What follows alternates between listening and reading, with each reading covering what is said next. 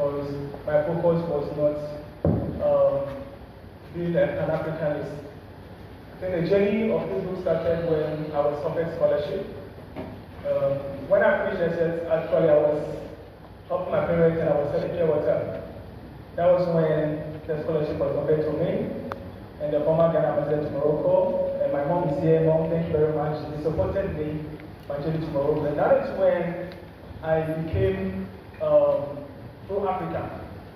Because over there I met a lot of students coming from different parts of Africa. Even in Ghana here, when I somebody that doesn't speak my language, it appeared like this is a stranger. And when I went to Morocco, the Mohammed is my base. He's from the north. And from there we became friends and brothers that I can call on at any time. The same applies to other African students I met in Morocco. So this actually gave birth to me the Pan-Africanism. That is my status in Morocco. So it was 2019 that my association, the Ghana Morocco Muslim Association, had a letter from His Majesty Mohammed. And I was supposed to issue a press statement regarding the letter. And I was looking for a quote from His Majesty that talks about African education, because I know, and I'm a beneficiary of the scholarship that Morocco gives to African students. So I know that African youth is something that is on the heart of His Majesty.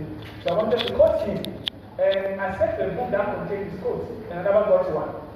So I was like, I don't understand Arabic. So when he speaks, I don't understand what he's speaking. But from his policies and what he does, tells me that no, he is the man that has African at heart. So that gave me that motivation. About let me read his speeches. Surely I'll get something that will help me just for my first statement, not for a book. And it was when I started reading his speeches that I realized that we have a lot of wisdom. And I wonder why we quote other foreign leaders. But not quoting our own leaders. If we have such wisdom in the speeches of our leaders. And that is when I started to compile all these inspirational quotes from His Majesty so that we can share it among the African youth. Because I believe that the only voice Africa can trust is the voice of Africa. Our voice cannot deceive us. Our voice can never deceive us. So that is the motivation behind the book, sharing this wisdom, treasure of wisdom with other Africans, so that we will also be able to quote ourselves and listen to our voice. Thank you very much. Thank you. The logical thing to have done would have been either introduce you or actually introduce yourself to them, but we are talking about King Mohammed Saleh here, and that project is our personal needs. And so now, who is Peter Anaman? Can we let the audience know? Most of them are here, they're excited about the book, but who is the author? Well, since today is not about me, I will not spend my time about myself. I'm Peter Anaman. Thank you very much.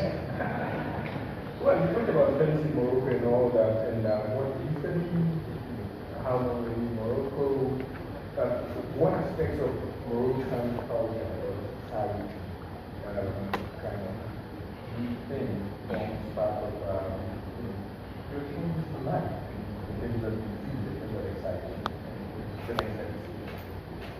All right, I studied economic science and management in Morocco. I spent 5 years in Morocco.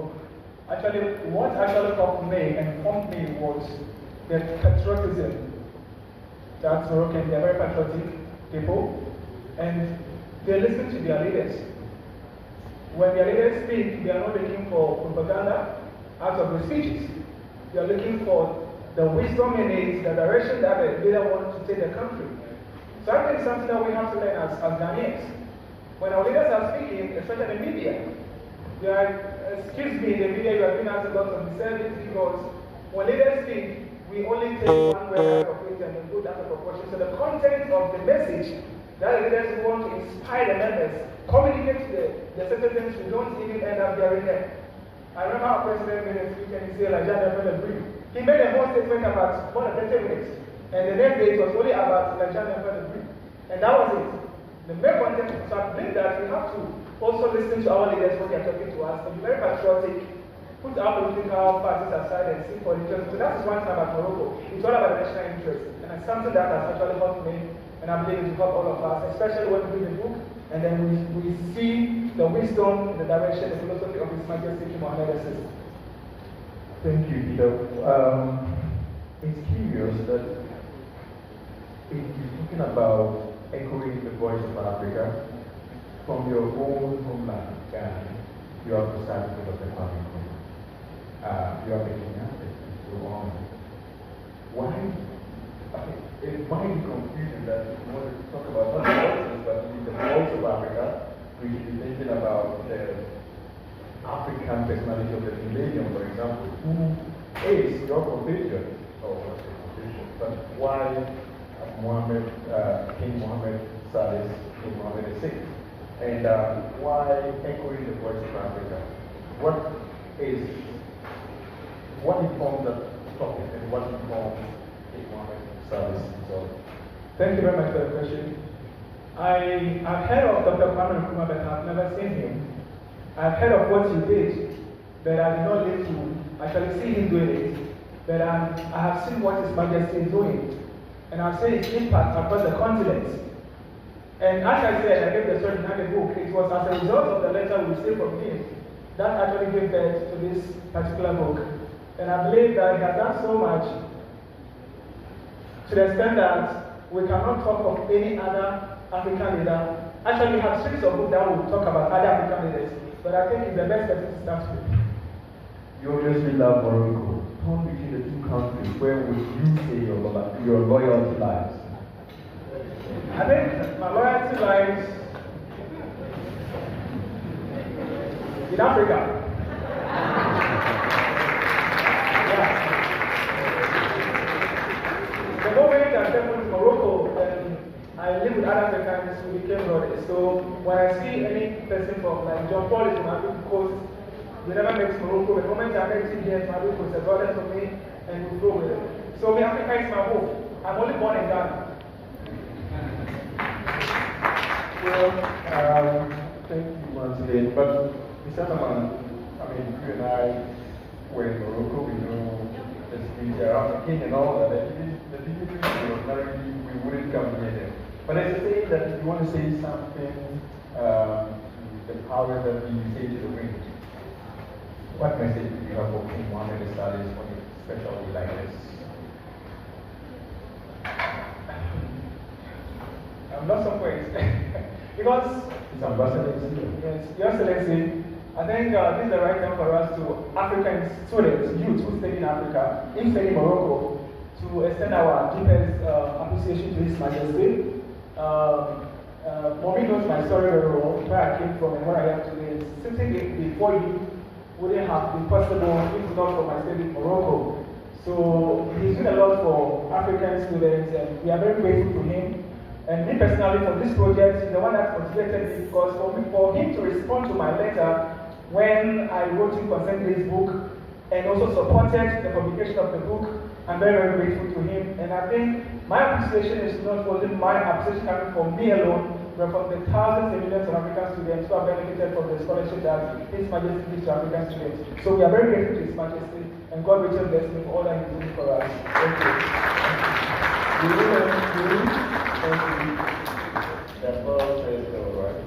We will end soon, but I have two more questions for you. One is, what should we expect in this week? Because some people, we are honored to have the African president of all the what should they expect? And beyond this, what else is for us? Thank you very much. You are going to read what I have taken years to read in just 2 days. The wisdom in over 20 years speeches of His Majesty is what is in this book. And it has taken me years to read volumes of books. And we have come up with this, which contains a direct wisdom that can guide us. So there are lots of things in it regarding African unity, regarding African independence, regarding a lot of issues that concerns Africa. So you're actually going to discover a lot of African wisdom. And I believe that after reading this book, you will be quoting Barack Obama, you will be quoting Donald Trump, and you'll be quoting African, you'll be quoting King Mohammed VI. In any issue that you want to address, you want to talk to, you will have enough quotes to quote from this book, and you will be blessed. Thank you. And also, after this, I'll be launching other books.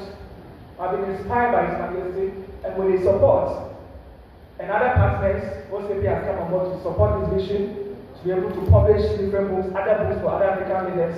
and also embark on Pan-African advocacy, because the youth of Africa have to embrace Africa, value Africa, and protect Africa. Africa is for us.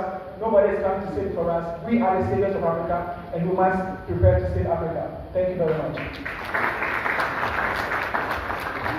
Mr. Adaman, this moment feels like being at the altar, and we have the bride. We are just so anxious to see the bride unveiled. So I want to go a little further. We would want to ask to go to the next set of activities.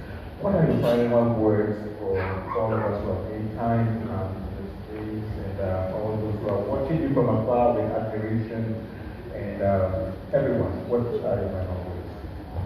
Well, I want to thank you once again. I started the journey alone, but today I've seen that I'm not alone. You are all part of the journey that we started, and I'm very grateful. And I pray that my next book will be there to support me. Thank you very much. On my personal behalf, and on behalf of all those who admire you from afar, and all those who will benefit from this project, and all those who are part of this beautiful ceremony, I want to say a big thank you and congratulations in advance. Thank you very much, all of you.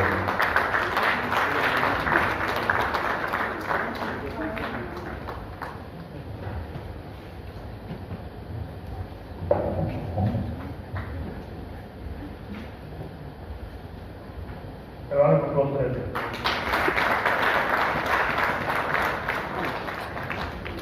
Now that you're aware, the time will come where the options will out, and I'm sure you'll bring both your face and your test, and your wallet, indeed, support this great venture. I'd like to quote His Majesty Mohammed. That is on the 20th of August 2017, he said, and I quote, Morocco's commitment in advocating for the causes and interests of Africa and of our ancestors, and which we continue to reinforce with confidence and pride. Of course. So there are many of such phenomenal quotes in the book. I'm sure before we close, you have one on your way out. Now, we would like to hear from the African Heritage Foundation for acknowledging University College of Communication. He's also a former member of Parliament and Minister of State. The Honorable would like to welcome you to the stage.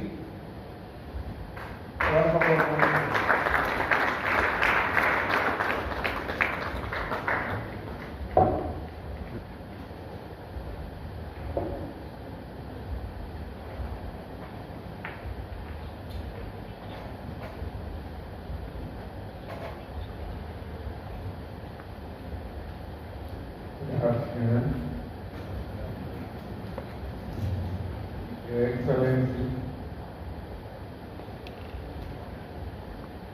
Mama, other Excellencies and friends, ladies and gentlemen, students, it's a great life for me to ask you to come.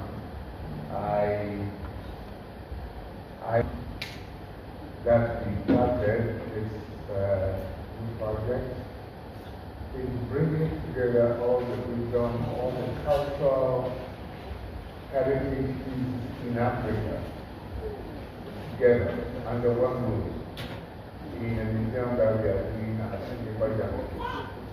Now, the whole idea is that it's not just Ghana, it's not just Morocco, it's not just Nigeria or Cote d'Ivoire that should be concerned.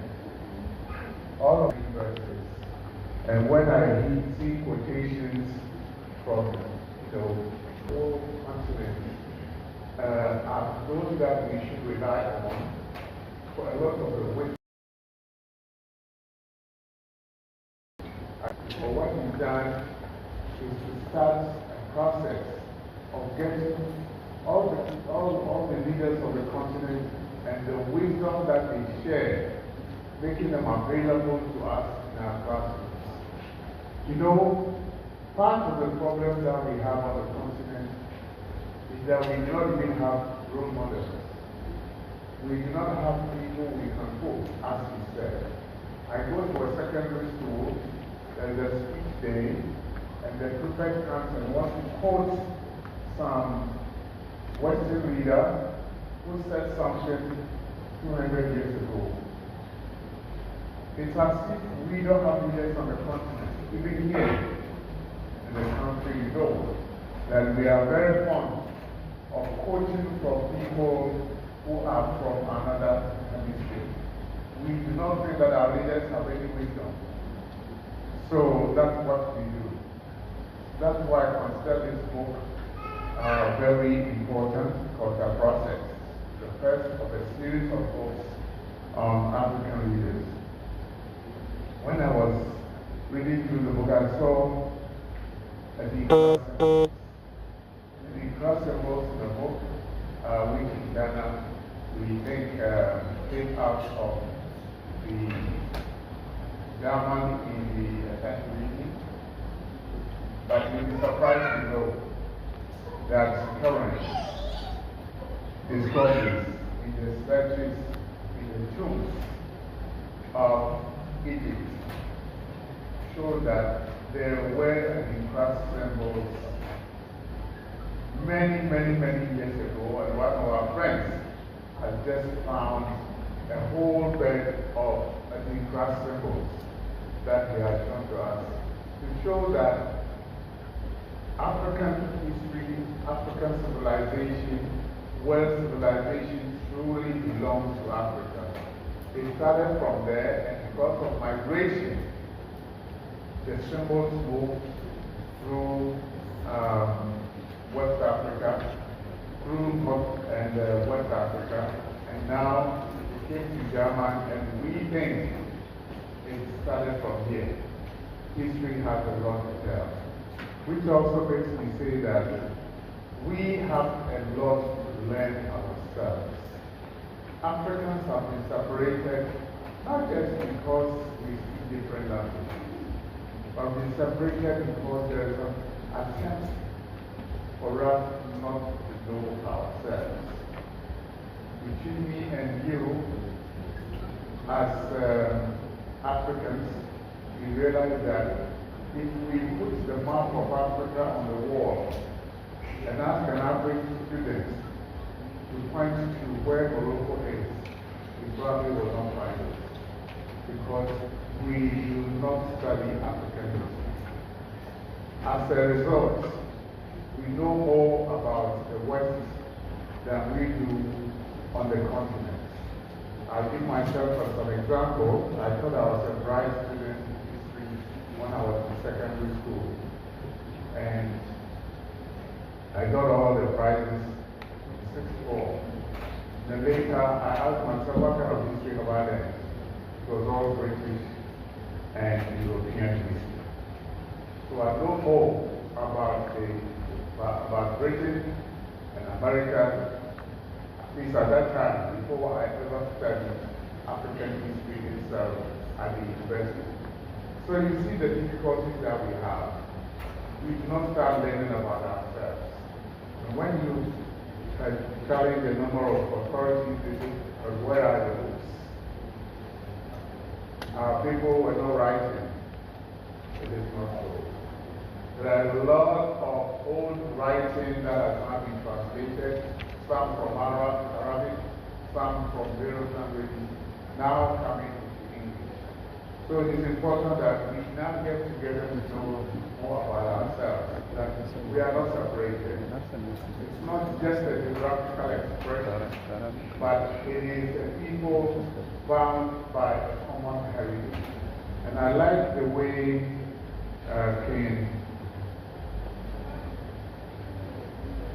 King Mohammed has put this together in some of the words that I have marked in my book. I say my book because I've taken the liberty to read. There is a certain African proverb, and it says that the tongue does not rot. country does not rot. What it means is that what we say is very important. Once it is, whether it is oral or written, it's very important.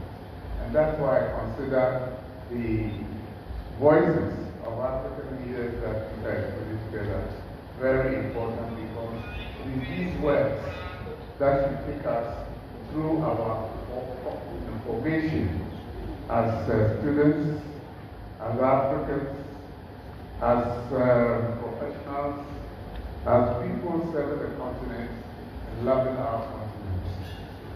In closing, I will just pick a few quotations that I think, there are several. I understand the difficulty that Peter must have gone through selecting the kind of speeches you put in a volume like this, because there's so much that we on the west coast of Africa, for example, do not know about what the king has talked about. And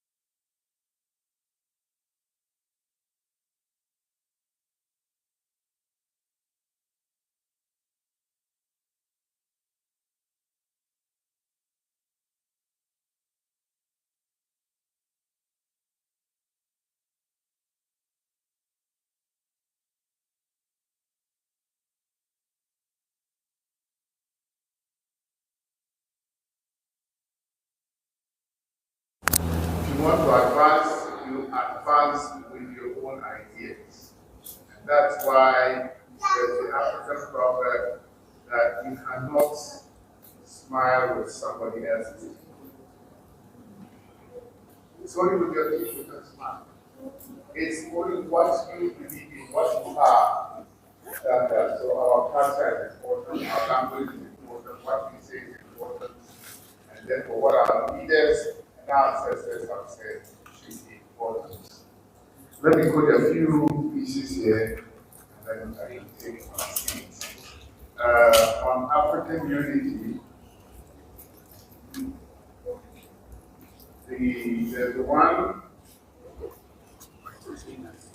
that I can put from this side, it says the united approach is the best way forward for building a common space of stability, security, prosperity, and well-being. So African unity is imperative. It is not an ideal that you cannot achieve. If you work towards it, you will get there. But we have been divided with so many misconceptions and misunderstandings and disputations that we do not even want to communicate with ourselves. It's important that we listen to some of these words of wisdom. There's another one that says, we aspire and ensure that the African continent follows the example of the European Union to lay the foundations for a solid unity instead of sticking to individualized and unbalanced relations between Europe and each African states, which serve neither the interest of Europe nor those of African states. You heard what the Excellency said about the magnificent efforts that was being taken on the continent. Sometimes they were very quiet, because it is not politicized a lot. If you were told that somebody at the United Bank of Africa is from Morocco, you probably will not believe it. But here we had it. There are other quotations that you would be interested in, and I would not see your questions of the book in there, but I want to say this before I take my seat. It says, to be an African is to live in a land that is in many areas a breeding ground for expertise and talent. One that will make it possible to move resolutely forward and accelerate the pace of progress through a rational use of our resources. When we talk about resources, it's not just full continent. It's full of resources. And then you ask yourself, we have had all these universities for so many years. We have all these professionals. Why can we not use the talents that we have to use the resources to build our continent? So many questions have not been answered on this continent. It is important to notice that it is not only today that the questions are being asked. The questions have been asked for a long time. Now we're talking about 2014, 2015, 2016, 2017. That you read here. When you read some of them, you feel like we are reading them today. And that's why it's important to keep these words alive. Words of wisdom don't ever die. And I believe that what we are picking up today will help us to look forward to other volumes. And I am particularly looking forward to this will get into the hands of students. Because there's so much here that you do not find in secondary schools. This is a university campus. But I really, really wish that we could find a way to get them into secondary schools and even in junior high schools. On this note, let me say thank you very much, Peter. Thank you for all those who supported production of this book. And let us give our support to this. Forces Central Bank.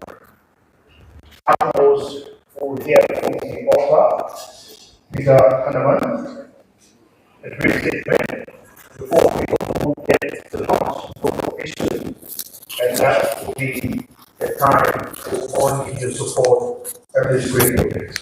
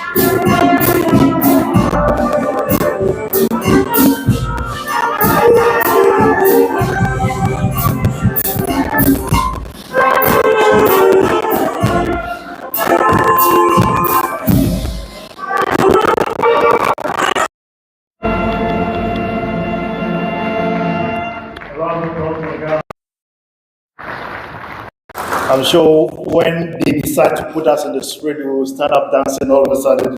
That's a very beautiful interlude there. I would like to welcome the founder and executive director of the Global African Heritage Foundation and the author of this fantastic book, in the person of Mr. Peter Peninanaman, to give us a brief statement.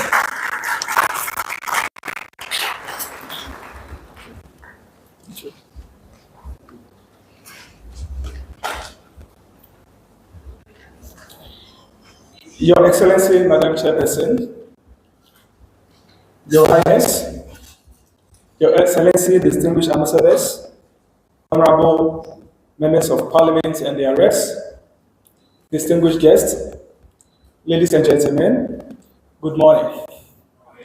First of all, I thank the Almighty God for the privilege, His guidance and His mercy, which has brought all of us here this morning. I'm so overwhelmed by your presence here. Thank you so much for taking time off your busy schedules to join me on this very important occasion. My sincerest appreciation goes to all speakers and special guests who sacrificed a lot in order to be part of this event. It is a great honor to have you with us today. Of writing this book would not have been possible without my passionate work. The country of our people, my home. My highest appreciation goes to His Majesty, King Mohammed. May God protect and bless him for the scholarship scheme that paved the way for many African students to pursue university education in Morocco.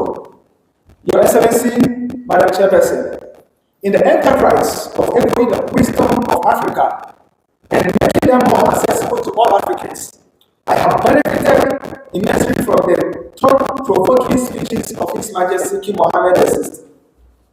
The book we are about to launch today was inspired by His Majesty's speeches, which reflect his dedication, vision, and love for Africa.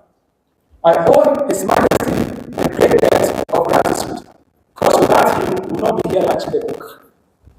I'm also very grateful to His Majesty for his royal consent and the support he gave for the publication of this book. Thank you so much, Your Majesty. I am very appreciative of your outstanding inspiration, never-ending encouragement, and immense support. Thank you.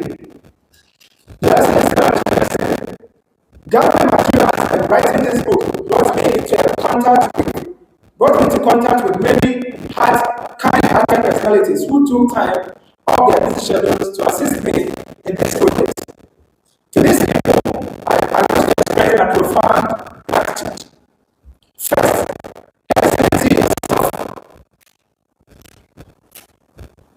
His Excellency Ambassador of Ghana and my mom, Madam Ghana. Thank you very much. I remember this book started from His Excellency's home when I took the manuscript to him.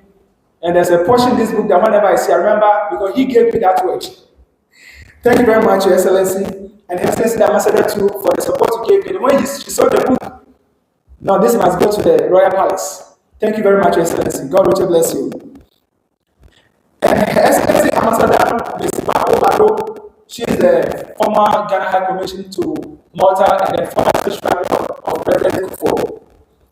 Honorable Kodeyanka, yes, Honorable, thank you very much for all your support and guidance, and I'm very grateful for all that you've done for me, and you are still doing for me. I'm very grateful. Professor Bafo Ajimaduya, and Professor is actually the CEO of First Foundation, and Mr. Boniventure Abisi, he is the Executive Director of and founder of the Association for African Development. I cannot thank them enough for their support and guidance. Special thanks go to the Morocco MAZ, the entire MAZ in Ghana, the Global African Heritage Foundation, and our partners, OCP Africa, who have worked contributed in several ways to make this event successful and assured us of their continued support for other book launch. Your Excellency,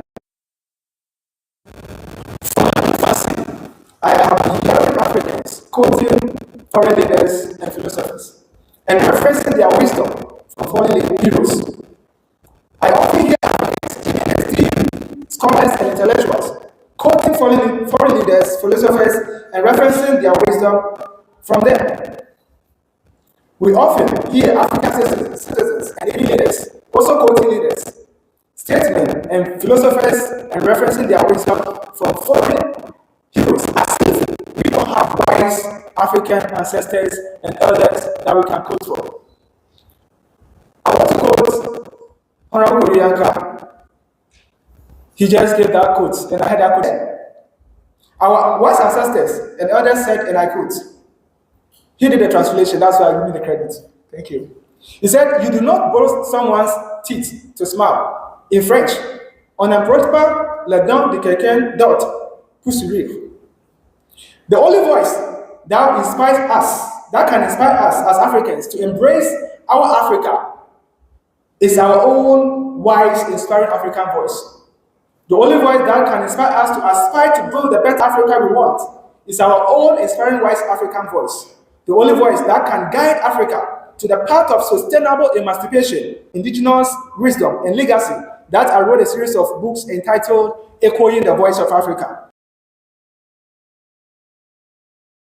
The Global African Heritage for African Heritage, so that it will continue to serve as an inspiring and reliable flame of reference for current and future generations. The intent of the series of the book, Echoing the Voice of Africa, is to inspire generations of Africans to value and aspire to build a better Africa we want through mindset transformation. The first in the series of the book, titled Echoing the Voice of Africa, which we are launching today, is a compilation of quotes from His Majesty and indeed his vision for Africa, an invaluable source of inspiration for the present and future generation of Africans. This book contains rich African symbols, which touches on issues pertaining to African unity, African self-dependence, South-South cooperation, empowerment, education, patriotism, culture, and many other important issues of continental concern. This book conveys a commanding Pan-African voice and treasures of wisdom that will leave generations of Africans energized, inspired to build. Madam Chairperson, Echoing the Voice of Africa, first series inspired me, will come to embrace the value of service, patriotism, and Pan-Africanism, which His Majesty most cherishes and represents. By this book, we honor the wisdom of one of Africa's distinguished leaders, whose accomplishment and dedicated service to Africa are causes for celebration. By this book, we pay homage to His Majesty King Mohammed VI. May God protect and bless him. Your Excellency, I want to end by making a special appeal to all of you here and those home, and to individuals and corporate bodies to help us raise funds to support the publication of more books and also convert the books into audiobooks to ensure that our rich intangible African heritage is put into the hands of present and future generations of Africa. Your support will also help us to embark on Pan-African consciousness and advocacy projects across the continent and beyond. We therefore appeal for your support and partnership to achieve this noble goal. You can support us starting this morning by donating, buying copies of the books and other series of these books, and by reading the books and recommending them to others. Thank you very much for coming. God richly bless you. God bless Africa.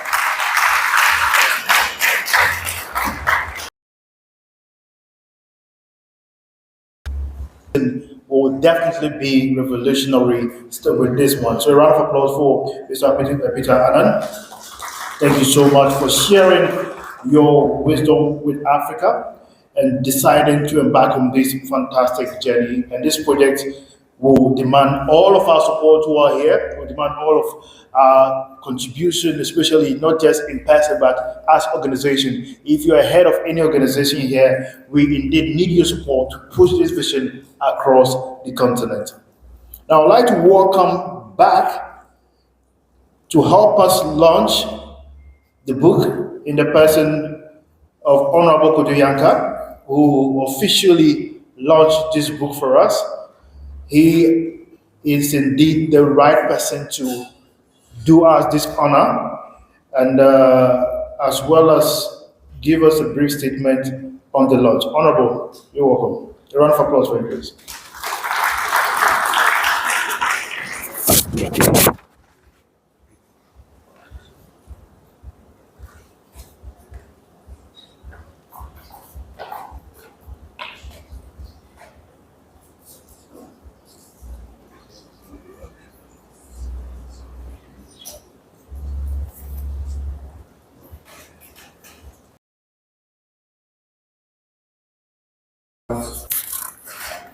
That has been compiled by Peter Payne Anaman. As he indicated, this is the first of a series of the Voice of Africa that his company and himself have devoted themselves to doing. They need all the support. I would recommend, of course, and I probably think they have that in mind, to have paperback editions of this book so that it will be cheaper for the book to go around all the communities and schools that we have in mind. But for all the purposes that this book, for which it was written, may this book help to enlarge of African leaders have been, and particularly the thoughts of King Mohammed VI. And may this also inspire other books that will follow to generate more interest in the reading of what our own leaders and our own ancestors have said. May this book become a success, not only in Ghana and in Morocco.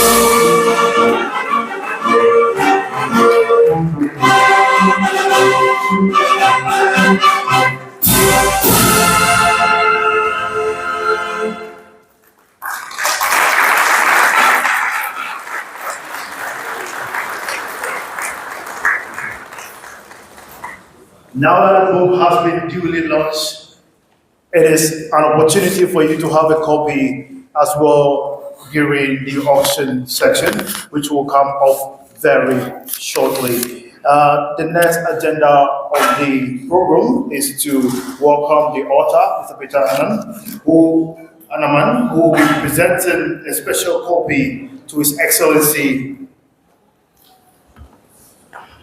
the King of Morocco.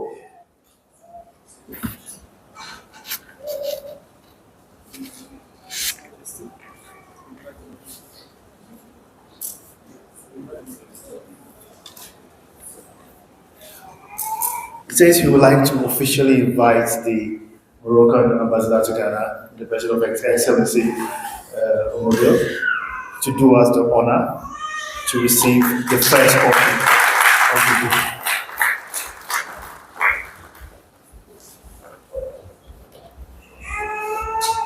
This is historic indeed. That's awesome.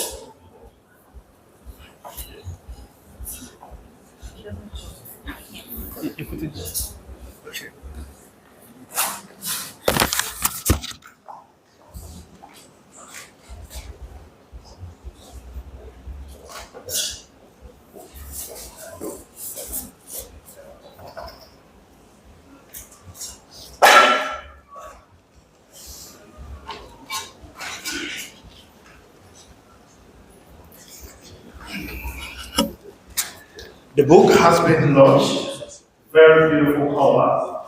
If you're watching the people and bring closer to you where you are, and you want to see it,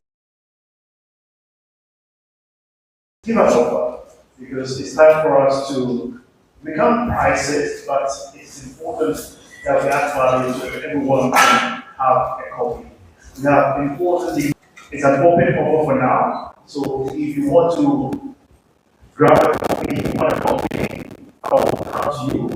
If you don't want a copy, just why my idea how much grab is amazing historical book.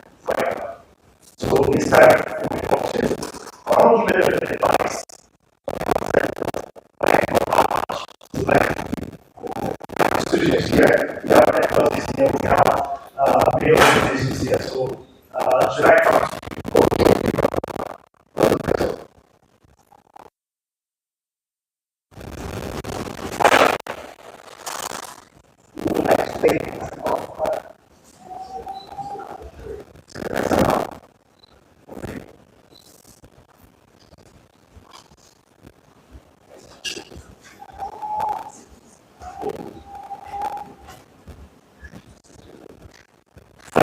offer my free copy?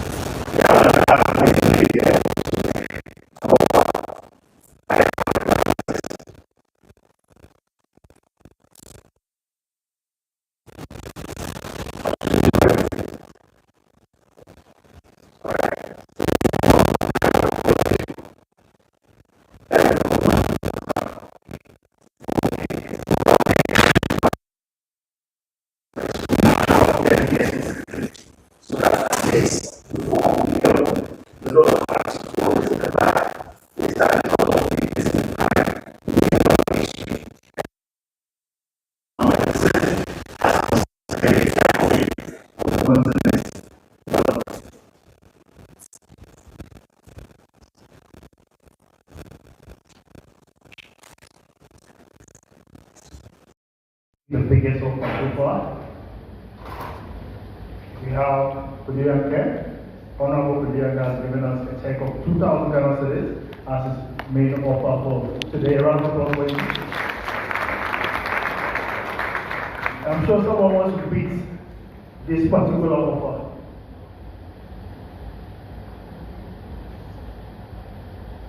Someone will beat it. Someone is ready for 10,000. Someone is ready for 20,000. Someone is ready for it. Should I do it? When I come to you, I'll put it in your lap and I'll take the money. If you don't believe that in your lap, don't put it in your lap and take the money. Because I'm here for us to really have this book. This is a very important book. Ghana boss is right out. Let me just call it in.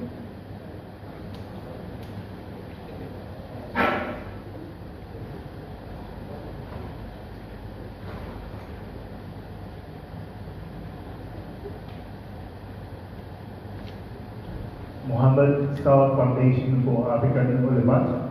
I give it 2,000 Ghana cedis for this book. A round of applause for them.